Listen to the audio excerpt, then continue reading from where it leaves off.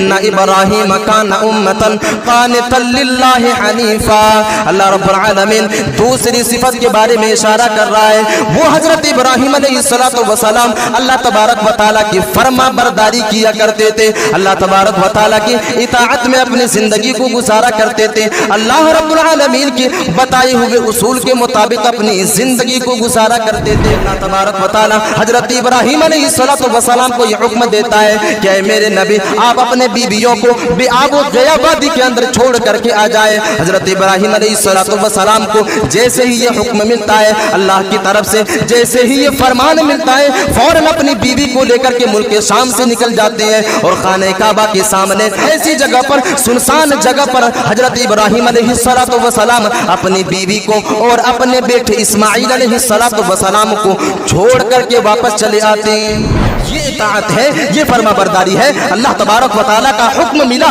فوراً ابراہیم علیہ السلام اس حکم کی فرما برداری کرتے ہیں، اطاعت گزاری کرتے ہیں اور اپنی بیوی کو، اپنے بچوں کو لے کر کے بے آب و گیا وادی کے اندر، جہاں پر چرند و پرند بھی اپنا پر نہیں مارا کرتے تھے، ایسی جگہ پر حضرت ابراہیم علیہ السلام اپنی بیوی اور بچے کو لے کر کے جاتے ہیں۔ اور حضرت ابراہیم علیہ السلام کی یہ صفت ہے کہ وہ اپنے رب کی اطاعت کیا کرتے تھے، اپنے رب کی فرما برداری کیا کرتے تھے۔ ہم اور آپ قربانی تو کرنے والے ہیں، ذرا اپنے غریبان کے اندر جھانک کر کے دیکھیں، اپنے غریبان کے اندر ٹٹول کر کے دیکھیں کہ ہم کتنے اپنے رب کی اطاعت کرتے ہیں، ہم کتنے اپنے رب کی فرما برداری کرتے ہیں۔ ایک دن میں 5 مرتبہ مسجد کے مینارے سے تمہیں اللہ تبارک و تعالیٰ کی اطاعت کے لیے، اس کی فرما برداری کے لیے آوازیں دی جاتی ہیں، لیکن ہم اور آپ کیسے مسلمان ہیں کہ اس رب کی فرما برداری کرنے کے لیے تیار نہیں ہے، ہم اس رب کے سامنے سجدہ کرنے کے لیے تیار نہیں ہے، لیکن ہم اور آپ تو وہ ہے کہ ہم نماز نہیں پڑھیں گے لیکن قربانی ادا کریں گے۔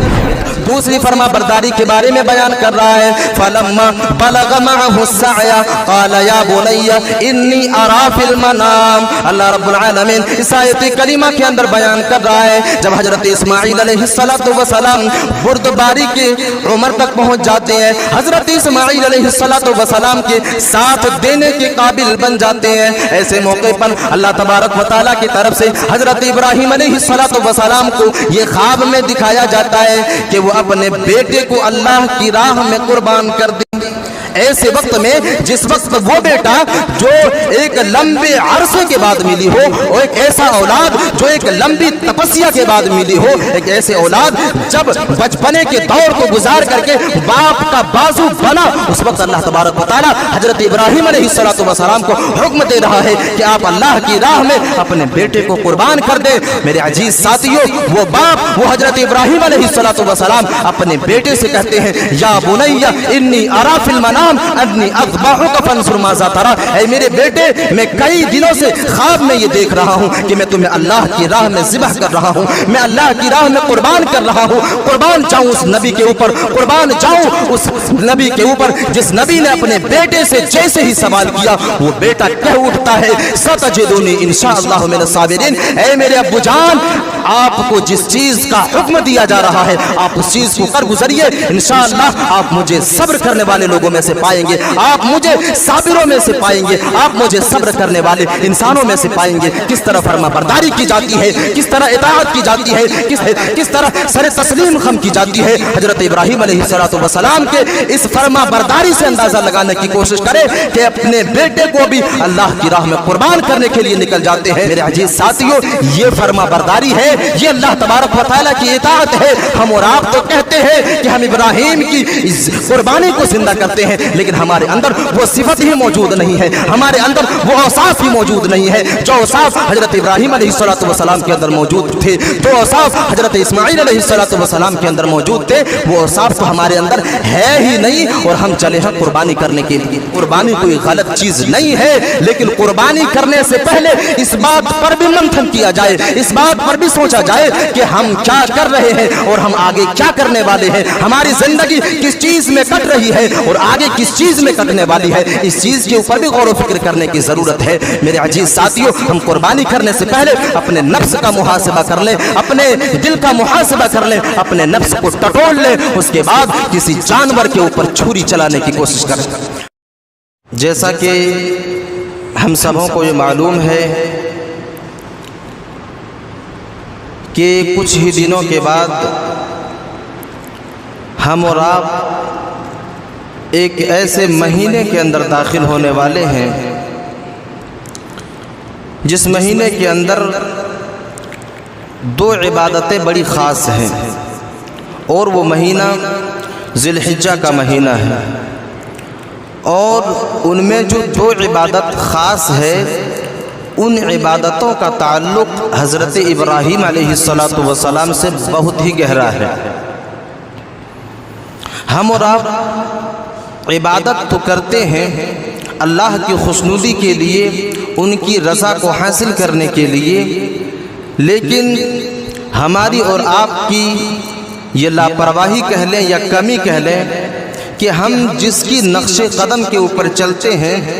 اس کے بارے میں ہمیں ذرہ برابر بھی معلومات نہیں ہے۔ حضرت ابراہیم علیہ السلام کون تھے؟ اگر کسی سے یہ سوال کر لیا جائے تو میں سمجھتا ہوں کہ ان کے واقعے کے علاوہ اور کوئی چیز نہیں بتا سکتا۔ اس لیے ضرورت اس بات کی ہے کہ ہم جس کی نقش قدم کے اوپر چلتے ہیں، ہم جس کی اتباع اور پیروی کرتے ہیں، سب سے پہلے ضروری یہ ہے کہ ہم اس کے تعلق سے معلومات کو حاصل کریں۔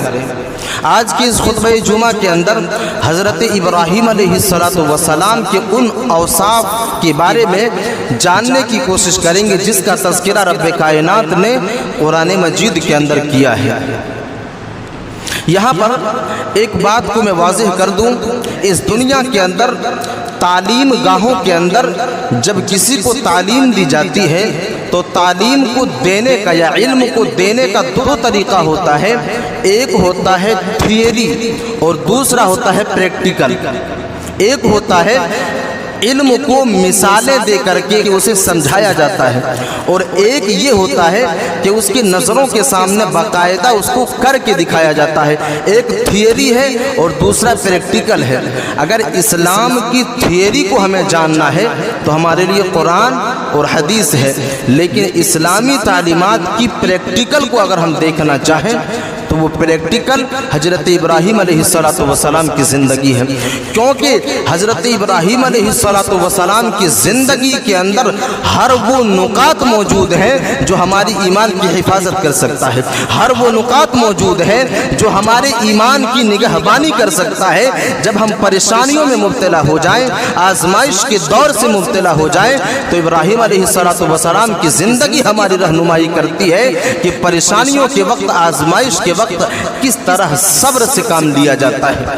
جب ایمان بچانے کی باری آتی ہے، جب ایک انسان ایمان کے خطرے میں پڑ جاتا ہے، اس کا ایمان خطرے میں پڑ جاتا ہے، اس وقت بھی حضرت ابراہیم علیہ السلام کی زندگی ہماری رہنمائی کرتی ہے کہ ایمان کی حفاظت کیسے کرنی چاہیے۔ جب ہم ابراہیم علیہ السلام کی زندگی کا مطالعہ کرتے ہیں اور پڑھنے کی کوشش کرتے ہیں تو کئی ایسے نکات ملتے ہیں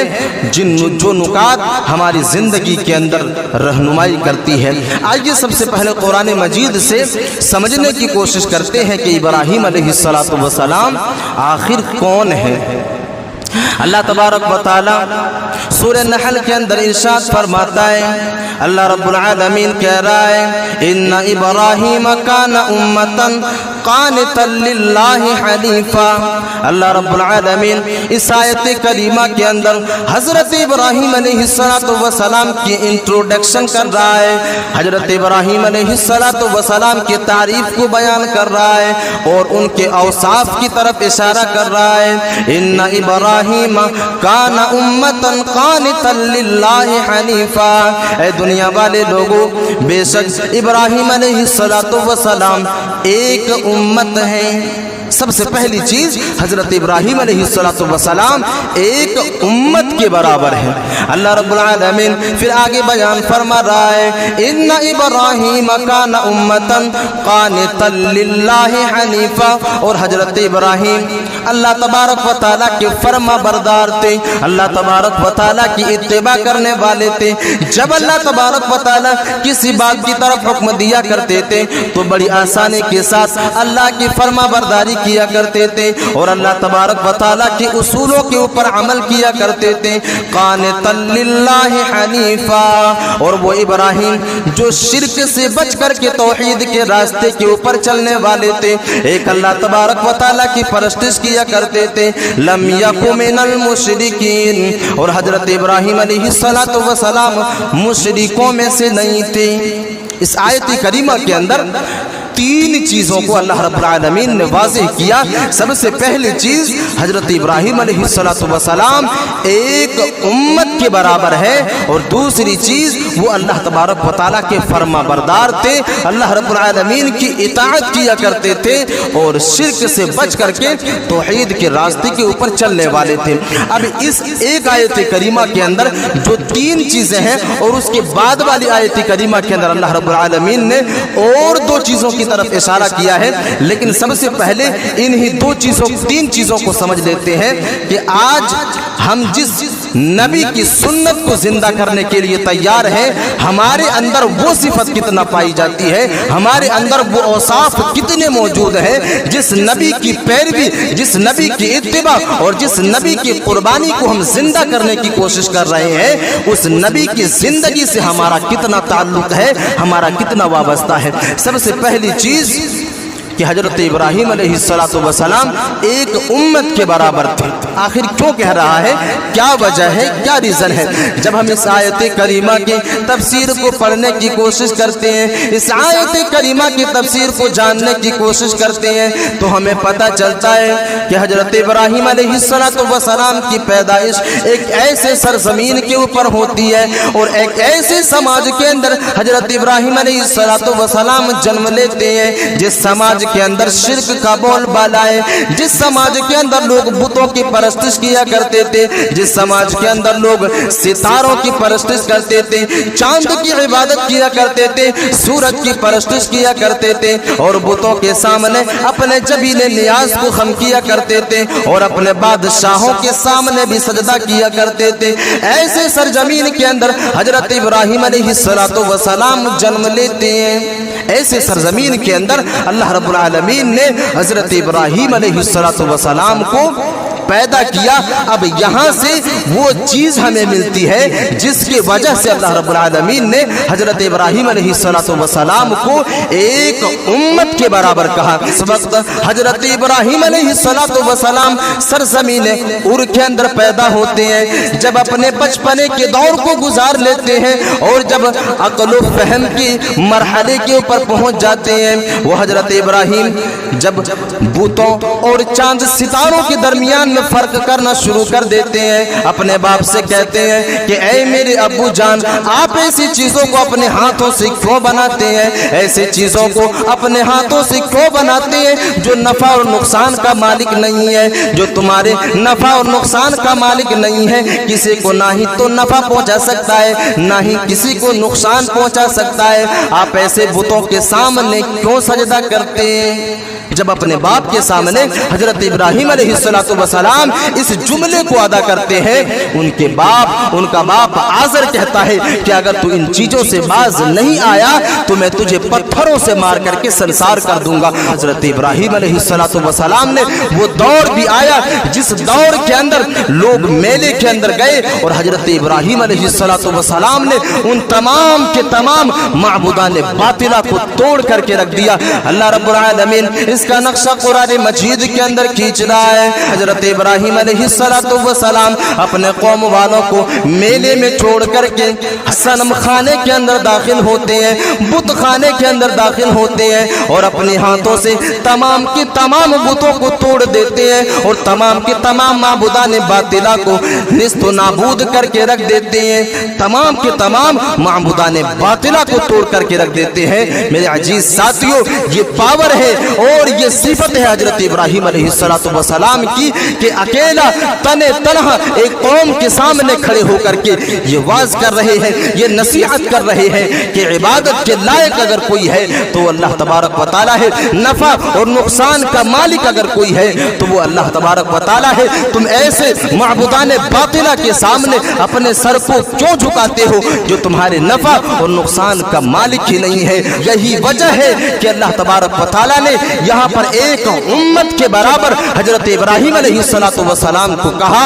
वजह यह है कि अकेला तने तन्हा उस समाज के सामने माबूदान बातिला के खिलाफ अपनी आवाज को बुलंद करते हैं और माबूदान बातिला को अपने हाथों से तोड़ते हैं। मेरे अजीज साथियों, जरा इस सिफत के अंदर हम और आप अपने आप को तसव्वुर करने की कोशिश करें, सोचने की कोशिश करें, क्या आज हम शिर्क के खिलाफ अपनी आवाज को बुलंद कर सकते हैं, अपनी आवाज को उठा सकते हैं? आज हमारी घरों के अंदर, हमारे पड़ोस के अंदर और हमारे समाज के अंदर शिर्क का बाजार गर्म है। एक इंसान शिर्क में पड़ा हुआ है, एक आदमी शिर्क की गिलाजत में मुलव्विस है, लेकिन हिम्मत नहीं है कि शिर्क के खिलाफ अपनी आवाज को बुलंद कर सके, हिम्मत नहीं है कि अपने घर से शिर्क को खत्म कर सके। मेरे अजीज साथियों, अगर हम और आप उस नबी की सुन्नत को जिंदा करना चाहते हैं तो इस सिफत को भी अपने अंदर पैदा करना होगा, क्योंकि हमारे घरों के अंदर अगर शिर्क का बोलबाला है, हमारे घरों के अंदर अगर जो है माबूदान बातिला की परस्तिश की जा रही है,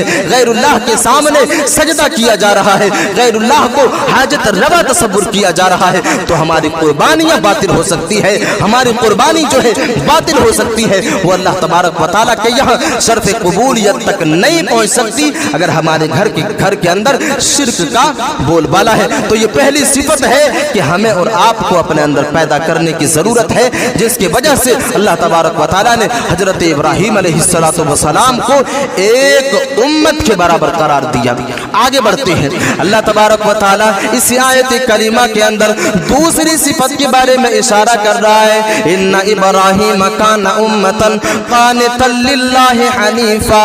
अल्लाह रब्बुल आलमीन दूसरी सिफत के बारे में इशारा कर रहा है। वो हजरत इब्राहिम अलैहिस्सलाम अल्लाह तबारक व तआला की फर्मा बरदारी किया करते थे, अल्लाह तबारक व तआला की इताअत में अपनी जिंदगी को गुजारा करते थे, अल्लाह रब्बुल आलमीन की बताए हुए उसूल के मुताबिक अपनी जिंदगी को गुजारा करते थे। मेरे अजीज साथियों, उठाओ आयत करीमा को, उठाओ कुरान मजीद को। अल्लाह तबारक व तआला उसी तरफ नक्शा खींच रहा है जहां पर अल्लाह तबारक व तआला ने हजरत इब्राहिम अलैहिस्सलाम को यह हुक्म दिया कि ऐ मेरे पैगंबर, ऐ मेरे नबी, आप अपने बीवी को, अपने बच्चों को बेआबो गया वादी के अंदर छोड़ करके आ जाओ, अपनी बीवी को, अपने बच्चों को उस सुनसान जगह के अंदर छोड़ करके आ जाओ। किस तरह हजरत इब्राहिम अलैहिस्सलाम अपने रब की इताअत कर रहा है, किस तरह अपने रब की फरमा बरदारी कर रहे हैं। अल्लाह तबारक व तआला कह रहा है, रब्बना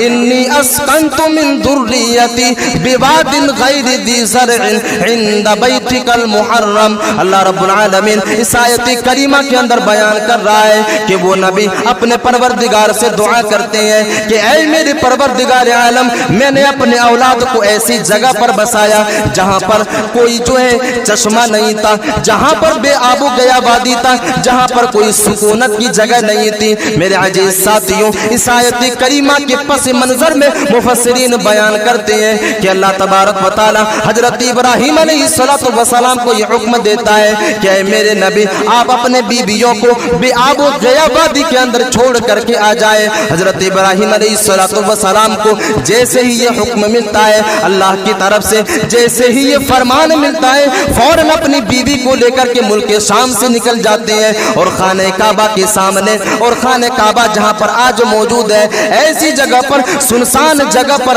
हजरत इब्राहिम अलैहिस्सलाम अपनी बीवी को और अपने बेटे इस्माइल अलैहिस्सलाम को छोड़ करके वापस चले आते हैं। ये इताअत है, ये फरमा बरदारी है। अल्लाह तबारक व तआला का हुक्म मिला, फौरन इब्राहिम अलैहिस्सलाम इस हुक्म की फरमा बरदारी करते हैं, इताअत गुजारी करते हैं और अपनी बीवी को, अपने बच्चों को लेकर के बेआबो गया वादी के अंदर, जहां पर चरिंदो परिंद भी अपना पर नहीं मारा करते थे, ऐसी जगह पर हजरत इब्राहिम अलैहिस्सलाम अपनी बीवी और बच्चे को लेकर के जाते हैं और एक थैला लेकर के जाते हैं, जिस थैले के अंदर कुछ पानी और कुछ हुजूरें हैं, वही थैला दे करके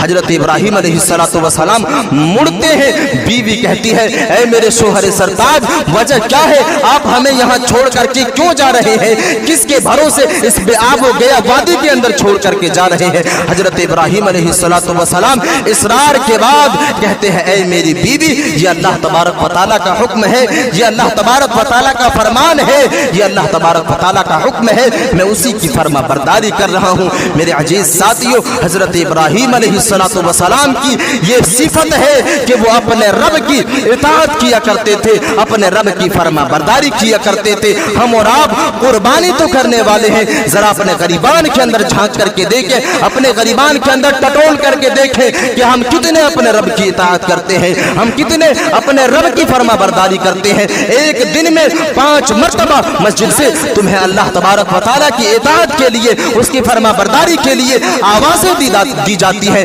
लेकिन हम और आप कैसे मुसलमान हैं कि उस रब की फरमा बरदारी करने के लिए तैयार नहीं है, हम उस रब के सामने सजदा करने के लिए तैयार नहीं है। लेकिन हम और आप तो वो है कि हम नमाज नहीं पढ़ेंगे लेकिन कुर्बानी अदा करेंगे। मेरे अजीज साथियों, कहीं न कहीं इस बात को कह देना मुनासिब है कि ऐसी कुर्बानी की कोई जरूरत नहीं है जो बेनमाजी हो, जो नमाज ही न पढ़ता हो, जो आदमी नमाज की हालत में अपनी जिंदगी को न गुजारता हो। मेरे अजीज साथियों, यहाँ तो कुर्बानी नहीं देनी पड़ती, यहाँ पर सिर्फ वक्त लगाना पड़ता है। वो इब्राहिम अलैहिस्सलाम जिसकी सुन्नत को हम और आप जिंदा करने वाले हैं, वो इब्राहिम अपनी बीवी को, अपने बच्चों को एक ऐसी जगह पर छोड़ करके आते हैं जहाँ पर चरिंदो परिंद भी अपना पर नहीं मारा करते थे, जहाँ पर चश्मे की कोई हालत ही मौजूद नहीं थी, जहाँ पर पानी का कोई बंदोबस्त ही नहीं था। ऐसे जगह पर हजरत इब्राहिम अलैहिस्सलाम अपने रब की इताअत करते हैं, अपने रब की फरमा बरदारी करते हैं और अपनी बीवी को वहां पर छोड़ करके आते हैं। मेरे अजीज साथियों, हम और आप तो वो है कि एक तो नमाज भी नहीं पढ़ते और कुछ लोग नमाज पढ़ते हैं वो भी कुरान और हदीस के उसूलों के मुताबिक भी नहीं पढ़ पाते। कुछ लोग पढ़ते तो है लेकिन कुरान और हदीस के उसूलों के मुताबिक भी नहीं पढ़ पाते। इस मिंबरे रसूल से कई मर्तबा ये वाज़ेह की गई कि ऐसी नमाजों की जरूरत ही नहीं जिस नमाज के अंदर सुन्नत नबवी को तार तार किया जाता हो, जिस नमाज के अंदर कुरान के बताए हुए उसूलों को तोड़ा जाता हो, जिस नमाज के अंदर नबी के बताए हुए तरीके को तोड़ा जाता हो। ऐसी नमाज की जरूरत ही नहीं है। जो इंसान नमाज पढ़ते हैं, जो आदमी नमाज पढ़ते हैं, उसे चाहिए कि हम नमाज को भी पढ़े तो उस नबी की इक्तिदा में पढ़े जिस नबी ने कहा कि सल्लू कमा रायतुमुनी उसल्ली, तुम नमाज उसी तरह पढ़ो जिस तरह मुझे पढ़ते हुए देखे हो। मेरे अजीज साथियों, ये बातें बारहा मुझे कहनी पड़ती है, ये बातें मुझे बारहा वाज़ेह करनी पड़ती है। वजह यह है कि इन चीजों को जानने के बावजूद भी जब एक इंसान अमल नहीं करता है, जब एक आदमी नमाज की फर्जियत के बारे में, नमाज की जो है अहमियत के बारे में जानने के बावजूद भी घरों के अंदर बैठ करके, चौराहों पर बैठ करके, दुकानों के अंदर बैठ करके, चाय खानों पर बैठ करके, गीबतें करके, चुगलियां करके अपने वक्त को जाय कर देता है, अपने वक्त को बर्बाद कर देता है, लेकिन मस्जिद के करीब नहीं आता। मेरे अजीज साथियों, ये बातें मैं उस वक्त तक कहता रहूंगा जब तक कि आप लोग मुझे मस्जिद के अंदर नजर ना आ जाए। तो हजरत इब्राहिम अलैहिस्सलाम की एक सिफत ये थी कि वो अल्लाह तबारक व तआला की इताअत में, अल्लाह तबारक व तआला की फरमा बरदारी में अपनी जिंदगी को गुजारा करते थे, अपनी जिंदगी को बसर किया करते थे। एक मिसाल तो ये हो गई कि बेआब व गया वादी में अपने बीवी को, अपने बच्चों को छोड़ करके चले आते हैं सिर्फ अल्लाह तबारक व तआला की मोहब्बत में, अल्लाह तबारक व तआला की इताअत में, अल्लाह तबारक व तआला की फरमा बरदारी में। ऐ नौजवानों, ऐ लोगों, अल्लाह तबारक व तआला की और उस नबी की सुन्नत को जिंदा करने से पहले हम और आप अपने अंदर इस सिफत को भी पैदा करें, अपने अंदर इस जो है इताअत को भी पैदा करने की कोशिश करें। दूसरी मिसाल को देखते हैं, अल्लाह तबारक व तआला कुरान मजीद के अंदर दूसरी इताअत और दूसरी फरमा बरदारी के बारे में बयान कर रहा है। फलम्मा बलग मअहु सअया क़ाल या बुनय्या इन्नी अरा फिल मनाम। अल्लाह रब्बुल आलमीन इस आयत करीमा के अंदर बयान कर रहा है, जब हजरत इस्माइल अलैहिस्सलाम बुर्दबारी के उम्र तक पहुंच जाते हैं, हजरत इस्माइल अलैहिस्सलाम के साथ देने के काबिल बन जाते हैं। ऐसे मौके पर अल्लाह तबारक व तआला की तरफ से हजरत इब्राहिम अलैहिस्सलाम को ये ख्वाब में दिखाया जाता है कि वो अपने बेटे بیٹے کو اللہ کی راہ میں قربان کر دی۔ ایسے وقت میں جس وقت وہ بیٹا جو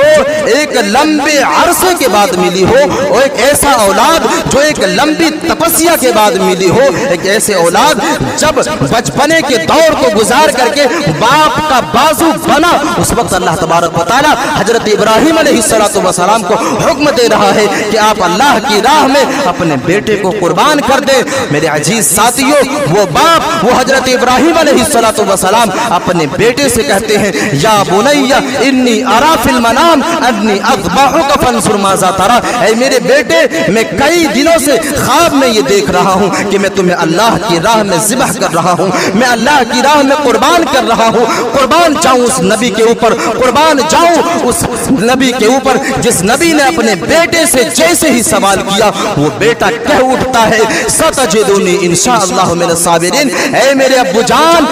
آپ کو جس چیز کا حکم دیا جا رہا ہے آپ اس چیز کو کر گزریے، انشاءاللہ آپ مجھے صبر کرنے والے لوگوں میں سے پائیں گے، آپ مجھے صابروں میں سے پائیں گے، آپ مجھے صبر کرنے والے انسانوں میں سے پائیں گے۔ میرے عزیز ساتھیوں، وہ نبی جس نبی کو ایک لمبے عرصے کے بعد اولاد ملی ہو، ایک ایسے اولاد کو رب اپنے لیے اور رب کی رضا کے لیے جو ہے قربان کرنے کا حکم دے رہا ہے، کس طرح فرما برداری کی جاتی ہے، کس طرح اطاعت کی جاتی ہے، کس طرح قرآن اور حدیث کے اصولوں کے مطابق عمل کیا جاتا ہے، کس طرح سر تسلیم خم کی جاتی ہے۔ حضرت ابراہیم علیہ السلام کے اس فرما برداری سے اندازہ لگانے کی کوشش کرے کہ اپنے بیٹے کو بھی اللہ کی راہ میں قربان کرنے کے لیے نکل جاتے ہیں، اور اپنے بیٹے کو اللہ تبارک و تعالیٰ کی رضا کے لیے، اپنے اس فرما برداری کو ثابت کرنے کے لیے، اپنے امتحان میں کامیاب ہونے کے لیے حضرت ابراہیم علیہ السلام نکلتے ہیں۔ اور اللہ تبارک و تعالیٰ نے جب اس چیز کے اوپر دیکھا کہ حضرت ابراہیم علیہ السلام اپنے وعدے میں کھڑے اتر رہے ہیں، اپنی فرما برداری کی ثبوت دے رہے ہیں، اللہ رب العالمین نے حضرت اسماعیل علیہ السلام کی حفاظت کی۔ میرے عزیز ساتھیوں، یہ فرما برداری ہے، یہ اللہ تبارک و تعالیٰ کی اطاعت ہے۔ ہم اور آپ تو کہتے ہیں کہ ہم ابراہیم کی اس قربانی کو زندہ کرتے ہیں، لیکن ہمارے اندر وہ صفت ہی موجود نہیں ہے، ہمارے اندر وہ اوصاف ہی موجود نہیں ہے جو اوصاف حضرت ابراہیم علیہ السلام کے اندر موجود تھے، جو اوصاف حضرت اسماعیل علیہ السلام کے اندر موجود تھے، وہ اوصاف تو ہمارے اندر ہے ہی نہیں، اور ہم چلے ہیں قربانی کرنے کے لیے، ہم چلے ہیں قربانی کرنے کے لیے۔ میرے عزیز ساتھیوں، قربانی کوئی غلط چیز نہیں ہے، لیکن قربانی کرنے سے پہلے اس بات پر بھی منتھن کیا جائے، اس بات پر بھی سوچا جائے کہ ہم کیا کر رہے ہیں اور ہم آگے کیا کرنے والے ہیں، ہماری زندگی کس چیز میں کٹ رہی ہے اور آگے کس چیز میں کٹنے والی ہے، اس چیز کے اوپر بھی غور و فکر کرنے کی ضرورت ہے۔ میرے عزیز ساتھیوں، ہم قربانی کرنے سے پہلے اپنے نفس کا محاسبہ کر لیں، اپنے دل کا محاسبہ کر لیں، اپنے نفس کو ٹٹول لیں، اس کے بعد کسی جانور کے اوپر چھری چلانے کی کوشش کریں، اس وقت سے کسی جانور کی قربانی دینے کی کوشش کریں تو یہ دوسری صفت ہے کہ وہ ابراہیم علیہ السلام رب کائنات کے فرما بردار بندوں میں سے تھے، یہ ابراہیم علیہ السلام ہے۔ آئیے تیسری صفت کو جانتے ہیں۔ اللہ تبارک و تعالیٰ اسی آیت کریمہ کے اندر تیسری صفت کے بارے میں بیان کر رہا ہے، امتن قانتا للہ حنیفا ولم یک من المشرکین۔ اب اللہ تبارک و تعالیٰ تیسری صفت کے بارے میں اشارہ کر رہا ہے، اے دنیا والے لوگوں، آؤ میں تمہیں بتاتا ہوں حضرت ابراہیم علیہ السلام کی تیسری صفت کیا تھی۔ رب کائنات آسمان سے اس بات کو واضح کر رہا ہے کہ دنیا والے لوگوں، حضرت ابراہیم کی تیسری صفت یہ ہے کہ وہ شرک سے بچا کرتے تھے اور توحید کے راستے کے اوپر چلا کرتے تھے۔ حنیفہ ایسے لفظ کو اس جگہ استعمال کیا جاتا ہے جہاں پر کوئی آدمی اپنے آپ کو شرک سے بچاتا ہے اور توحید کے راستے کے اوپر چلتا ہے۔ وَلَمْ يَكُ مِنَ الْمُشْرِكِينَ، اور حضرت ابراہیم علیہ السلام مشرکوں میں سے نہیں تھے۔ اس بات پر بھی اپنے غریبان کے اندر جھانک کر کے دیکھ لیں کہ ہم عبادت سے اپنی جی کو نہیں چراتے، کیا ہم اپنے آپ کو اور اللہ تبارک و تعالیٰ کی عبادت سے ہم اور آپ اپنے آپ کو نہیں روکتے، ہم اور آپ اللہ رب العالمین کی عبادت سے بھی روگردانی کرتے ہیں۔ میرے عزیز ساتھیوں، تو یہ صفت بھی ہمارے اندر موجود نہیں ہے کہ ہم توحید کے راستے کے اوپر چلیں اور اپنے آپ کو شرک سے بچا لیں اور توحید کے راستے کے اوپر چلیں۔ آئیے چوتھی صفت کے بارے میں جانتے जाते हैं शाकिरन लिअनउमि इज्तबाहु वहदाहु इला सिरातिल मुस्तकीम। चौथी सिफत ये है कि वो शाकिरों में से थे, शुक्रगुजारों में से थे, वो रब कायनात का शुक्रिया अदा किया करते थे। जो नेमतें हजरत इब्राहिम अलैहिस्सलाम को मिलती थी उन नेमतों के ऊपर उनके इस्तेमाल के बाद शुक्रगुजारी किया करते थे। यहाँ पर शुक्रगुजारी के डेफिनेशन को मैं बता दूं, शुक्रगुजारी उस चीज का नाम है कि एक इंसान को अल्लाह जो नेमत दे रहा है उस नेमत को वो इंसान इस्तेमाल कर रहा है और उस नेमत को इस्तेमाल करने के बाद उस इंसान के आज़ा और जवारिह के अंदर उस नेमत की झलक पाई जाए और उसकी जबान से भी अल्लाह तबारक व तआला की तारीफ निकले, अल्लाह रब्बुल आलमीन की जिक्र निकले, अल्लाह रब्बुल आलमीन की जो है नेमत के ऊपर शुक्र के अल्फाज निकले। इस चीज का नाम शुक्र है। और जो नेमत अल्लाह तबारक व तआला देता है, जो नेमतें एक इंसान को अता करता है, उसका इस्तेमाल सही जगह पर किया जाए, इस चीज का नाम भी शुक्रगुजारी है। यानी जो नेमतें, जो माल, जो दौलत हमें मिलती है उन दौलतों का इस्तेमाल सही जगह पर किया जाए। अगर अपने दौलतों का इस्तेमाल सही जगह पर करता है तो इस चीज का शुमार भी शुक्रगुजारी में होता है। जरा इस बात पर भी अपने आप को जो है रख करके सोचने की कोशिश करें कि हम अपनी दौलतों का इस्तेमाल कहाँ कर रहे हैं, अपनी माल को खर्च कहाँ कर रहे हैं, अपनी नेमतों को कहाँ खपा रहे हैं, अपनी नेमतों को कहाँ पर लुटा रहे हैं। मेरे अजीज साथियों, बड़ी ही जो है मजबूरी के साथ ये कहना पड़ता है कि एक इंसान अगर इस मस्जिद से अगर ज़कात के लिए ऐलान कर दे तो एक इंसान के माथे के ऊपर शिकन पड़ जाता है, इंसानों के माथे के ऊपर शिकन पड़ जाता है। सदका तो खैरात का अगर कोई मुतालबा कर दे तो हमारी पेशानी के ऊपर बल पड़ जाती है, हमारे शिकन के ऊपर जो है बल पड़ जाती है। मेरे अजीज साथियों, अगर हम अल्लाह की राह में अपनी दौलतों को खर्च नहीं करते तो फिर कहाँ करते, अपनी दौलतों को कहाँ लगाते। मेरे अजीज साथियों, अपनी दौलतों को, अपनी नेमतों को सही जगह पर लगाने की कोशिश करें। तो हजरत इब्राहिम अलैहिस्सलाम की ये चौथी सिफत है कि वो शाकिरों में से थे, शुक्रगुजारों में थे, अल्लाह रब्बुल आलमीन की शुक्रगुजारी में अपनी जिंदगी को गुजारा करते थे। वक्त कम बचा है और दो तीन चीजों को जान लेते हैं। हजरत इब्राहिम अलैहिस्सलाम जिस समाज के अंदर जन्म लिया, जिस जो है समाज, जिस बस्ती के अंदर अल्लाह रब्बुल आलमीन ने हजरत इब्राहिम अलैहिस्सलाम को पैदा किया, उस बस्ती के अंदर लोग तीन तरह के शिर्क में मुब्तला थे। ये बात भी हमारे लिए नसीहत की हामिल है कि उस समाज के लोग तीन तरह के शिर्क में मुब्तला थे। सबसे पहले नंबर पर वो लोग सितारों की परस्तिश करते थे, वो लोग चांद की परस्तिश करते थे, वो लोग सूरज को अपना हाजत रवा मानते थे, सूरज की परस्तिश किया करते थे। ये पहली चीज है। दूसरी चीज, अपनी हाथों से बुतों को बनाते थे और बुतों के सामने सजदा करते थे और बुतों को अपना मुश्किल कुशा तसव्वुर करते थे। और तीसरी चीज, अपनी बादशाहों के सामने सजदा करते थे। इन तीन चीजों के शिर्क में, इन तीन चीजों की गिलाजत में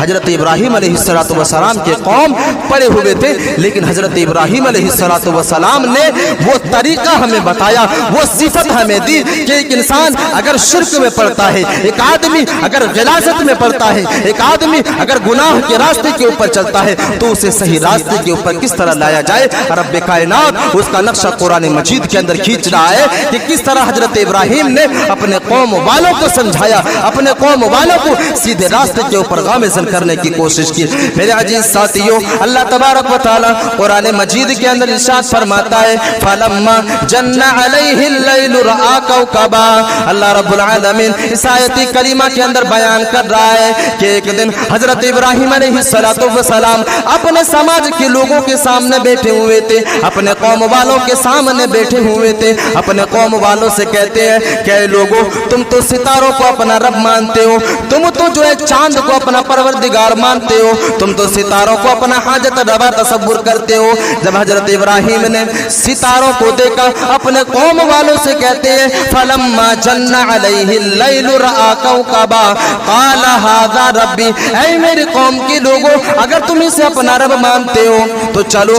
बिलफर्ज मैं कुछ वक्त के लिए इसे अपना रब मान लेता हूँ, कुछ वक्त के लिए मैं भी इसे अपना माबूद मान लेता हूँ, लेकिन जैसे ही रात खत्म होती है वो सितारे गायब हो जाते हैं, वो तारे गायब हो जाते हैं। हजरत इब्राहिम अलैहिस्सलातु वस्सलाम कहते हैं फजन्ना अलैहि लैलु रआ कौकबा क़ाल हाज़ा रब्बी फलम्मा अफल क़ाल ला उहिब्बुल आफिलीन। ऐ मेरे कौम के लोगों, ये सितारे हमारा रब नहीं हो सकते, ये सितारे हमारे माबूद नहीं हो सकते, क्योंकि ये तो दूसरों की इशारों के ऊपर चलता है। रात के वक्त ये सितारे चमक रहे थे, लेकिन जैसे ही सुबह का वक्त हुआ ये तो गायब हो गए, ये तो आंखों से ओझल हो गए। ये तो हमारा रब नहीं हो सकता, ये हमारा माबूद नहीं हो सकता। दूसरे दिन हजरत इब्राहिम अलैहिस्सलातु वस्सलाम जब अपने कौम वालों के सामने बैठते हैं, दूसरे दिन चांद को देखते हैं, अपनी आबोताब के साथ चांद निकलता है और चमकना शुरू करता है। हजरत इब्राहिम अपने कौम वालों से कहते हैं कि ऐ मेरे कौम के लोगों, तुम इस चांद को भी अपना हाजत रवा मानते हो, तुम इस चांद को भी अपना माबूद मानते हो, चलो बिलफर्ज मैं भी इसे अपना रब मान लेता हूँ, कुछ वक्त के लिए मैं भी इसे अपना रब तसव्वुर कर लेता हूँ। फलम्मा रअल क़मर बाज़िगन क़ाल हाज़ा रब्बी लइन लम यहदिनी रब्बी लअकूनन्ना मिनल क़ौमिज़ ज़ालिमीन। अल्लाह तबारक व तआला इस बात की वजाहत सूरह अनआम के अंदर कर रहा है कि अल्लाह तबारक व तआला ने हजरत इब्राहिम अलैहिस्सलातु वस्सलाम को किस तरह की सलाहियतों से सरफराज किया था। हजरत इब्राहिम कहते हैं क्या लोगों, तुम तो चांद को अपना रब मानते हो, मैं भी कुछ वक्त के लिए चांद को अपना माबूद मान लेता हूँ, चांद को अपना मुश्किल कुशा तसव्वुर कर लेता हूँ, लेकिन चांद भी जैसे सुबह का वक्त हुआ चांद भी आंखों से ओझल हो गया, चांद भी उसकी जो है चमक दमक खत्म हो जाती है। हजरत इब्राहिम कहते हैं ला इल्लम यहदीनी रब्बी लअकूनन्ना मिनल क़ौमिज़ ज़ालिमीन। ऐ मेरे कौम के लोगों, ये मेरा रब हो ही नहीं सकता, मेरे रब ने मुझे हिदायत दी है, इसलिए मैं जो है गुमराह लोगों में से नहीं हूँ, मेरे रब ने मुझे बचाया, मैं तो इसको ही अपना रब मान चुका था, लेकिन इसकी चमक और दमक एक वक्त के ऊपर खत्म हो जाती है, यानी इसका चलाने वाला कोई और है, इसको जो है निकालने वाला और इसको डुबोने वाला कोई और है। ये तो अल्लाह तबारक व तआला की अता है ला इल्लम यहदीनी, कि उस रब ने मुझे हिदायत दी है, वरना मैं तो गुमराह लोगों में से हो जाता। अपने कौम वालों से कहा कि ये भी हमारे रब नहीं हो सकते। फिर हजरत इब्राहिम अलैहिस्सलाम वसलाम ने सूरज को देखा, अल्लाह रब्बुल आलमीन ने इसका नक्शा भी कुरान मजीद के अंदर खींचा। अल्लाह तबारक व तआला कह रहा है फलम्मा रअ अश-शम्सा बाज़िगतन क़ाल हाज़ा रब्बी हाज़ा अकबर। जब हजरत इब्राहिम अलैहिस्सलातु वसलाम अपने कौम वालों के सामने थे, अपने कौम वालों से कहते हैं कि मेरे कौम के लोगों, तुम तो सूरज को अपना रब मानते हो, तुम तो सूरज की इबादत करते हो, चलो एक वक्त के लिए मैं भी सूरज को अपना रब मान लेता हूँ, मैं भी सूरज को एक वक्त के लिए अपना रब मान लेता हूँ। मेरे अजीज साथियों, हजरत इब्राहिम अलैहिस्सलातु वस्सलाम जब शाम के वक्त देखते हैं कि आबोताब से निकलने वाला सूरज शाम के वक्त जो है अपनी मुरझाई हुई शक्लों के साथ गुरूब हो रहा है, हजरत इब्राहिम अपने कौम वालों से कहते हैं ऐ मेरे कौम के लोगों, ये तो हमारा रब नहीं हो सकता, ऐ मेरे कौम के लोगों, मैं इस चीज से बरी हूँ, मेरा रब ये हो ही नहीं सकता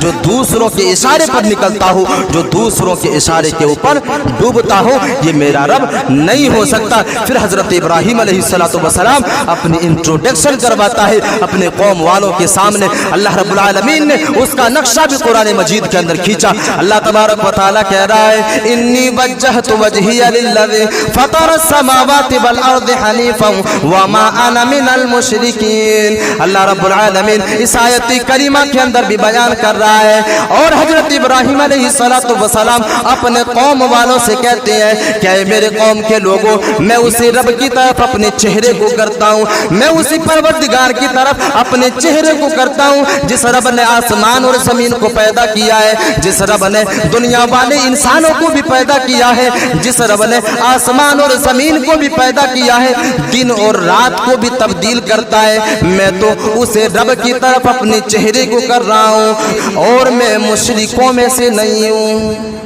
मैं मुशरिकों में से नहीं हूँ। मेरे अजीज साथियों, इन 3 चीजों के बारे में हजरत इब्राहीम अलैहिस्सलाम ने अपने कौम वालों को समझाया और इस बात की वजाहत कर दी कि ये हमारे माबूद नहीं हो सकते, ये हमारे दाता नहीं हो सकते, हम इसके सामने सजदा नहीं करेंगे क्योंकि ये हमारे नफा और नुकसान के मालिक नहीं है। फिर वो दौर भी आया जब हजरत इब्राहीम अलैहिस्सलाम ने माबूदान बातिला को भी तोड़ा और बादशाह के सामने भी इस बात का ऐलान किया कि इस दुनिया के अंदर इबादत होगी तो सिर्फ और सिर्फ अल्लाह तबारक व तआला की होगी। मेरे अजीज साथियों, यहाँ पर अल्लाह रब्बुल आलमीन ने खास करके नौजवानों को उभारने की कोशिश की है। जब हजरत इब्राहीम अलैहिस्सलाम ने बुतों को तोड़ा, जब हजरत इब्राहीम अलैहिस्सलाम ने माबूदान बातिला को तोड़ा, यहाँ पर अल्लाह रब्बुल आलमीन ने जवानी का तज़किरा किया। क़ालू समिअना फ़तन यज़कुरुहुम, फतन के माने नौजवान होते हैं। अल्लाह रब्बुल आलमीन ने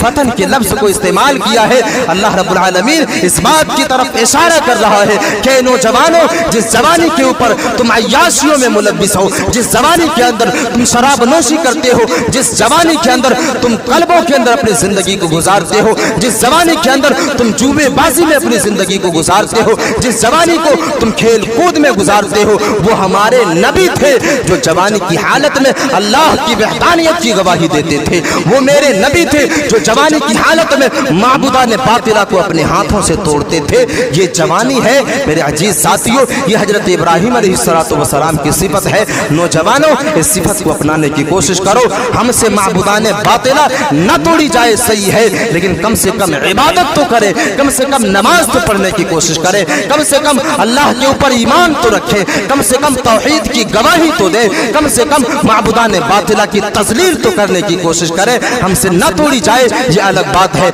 लेकिन उसके खिलाफ हमारे दिल के अंदर दुश्मनी तो हो, हमारे दिलों के अंदर बुग़्ज़ तो हो। मेरे अजीज साथियों, तो ये सिफत हजरत इब्राहीम अलैहिस्सलाम की सिफत है। सबसे पहली सिफत वो उम्मत के बराबर थे। दूसरी सिफत फर्मा बरदारी है, हमें और आपको फर्मा बरदार बनना चाहिए। कुरान और हदीस से जो उसूल हमें मिल जाए, फरमाने रसूल से और रब की कुरान से जो उसूल हमें मिल जाए, जो कानून हमें मिल जाए, फौरन फर्मा बरदारी की सबूत दी जाए, फौरन उसके ऊपर अपने सर तस्लीम को खम कर दिया जाए, अपने आप को झुका दिया जाए और अल्लाह की इताअत की जाए, उसकी फर्मा बरदारी की जाए। मेरे अजीज साथियों, ये हजरत इब्राहीम अलैहिस्सलाम की चंद सिफात थी जिसका तज़किरा मैंने आप लोगों के सामने किया। कुर्बानी करने से पहले अल्लाह तबारक व तआला हमारे अंदर और आप लोगों के अंदर ये सारे के सारे सिफात को पैदा कर